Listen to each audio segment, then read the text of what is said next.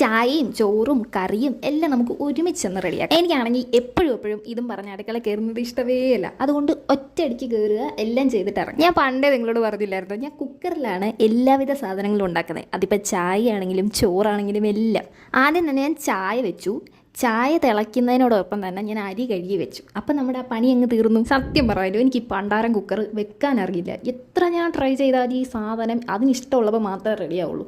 ചോറിനുള്ളത് കുക്കറിനകത്തിട്ട് സെറ്റാക്കി. പിന്നെ ഞാൻ ചായ ഇട്ട് വെച്ചത് ഞാൻ കുടിച്ചിട്ടില്ലായിരുന്നു. അത് നമുക്ക് എന്തായാലും കുടിച്ചിട്ട് ബാക്കി പരിപാടി ചെയ്യാം. ഞാൻ ഇങ്ങോട്ട് മാറുന്ന സമയത്ത് എൻ്റെ ആകെയുള്ള ഒരേ ഒരു പ്രതീക്ഷ എന്ന് പറയുന്നത് എനിക്ക് നന്നായിട്ട് ചോറ് വെക്കാൻ അറിയാം, ചായ ഇടാൻ അറിയാം എന്നൊക്കെ ഉള്ളൊരു പ്രതീക്ഷയായിരുന്നു. പക്ഷേ ഇവിടെ വന്നതിന് ശേഷം ഞാനത് ചെയ്ത് നോക്കിയപ്പോഴാണ് എനിക്കിതൊന്നും വൃത്തിയായിട്ട് അറിയില്ല എന്നുള്ള കാര്യം മനസ്സിലായി. എൻ്റെ പൊന്നെ, ഞാൻ സത്യം പറയട്ടെ, വായി വെച്ച് കൂട്ടാൻ കൊള്ളാത്ത സാധനമാണ് ഞാൻ ഉണ്ടായിക്കൊണ്ടിരുന്നത്. പക്ഷേ ഇപ്പം നിലവിൽ ഞാൻ ഇമ്പ്രൂവ് ആയിട്ടുണ്ടെന്ന് എനിക്ക് തന്നെ തോന്നുന്നു. കാരണം അത്യാവശ്യം കൂട്ടാൻ കൊള്ളാം എല്ലാം.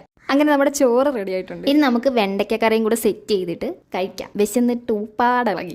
സത്യം പറയുമല്ലോ, മാറിയതിന് ശേഷം എൻ്റെ ഒരു ഫ്രണ്ട് പറഞ്ഞു, നീ മാറിക്കഴിഞ്ഞാൽ നിനക്ക് ഭയങ്കര വിശപ്പായിരിക്കും, നമ്മൾ നോർമലി അല്ലാതെ നിൽക്കുമ്പോൾ വിശപ്പ് കാണൂല. അത് സത്യമാണെന്ന് എനിക്ക് തോന്നി കേട്ടോ. നമ്മുടെ ചോറ് റെഡിയായി, കറി റെഡിയായി, അങ്ങനെ ഞാൻ റെഡിയായി.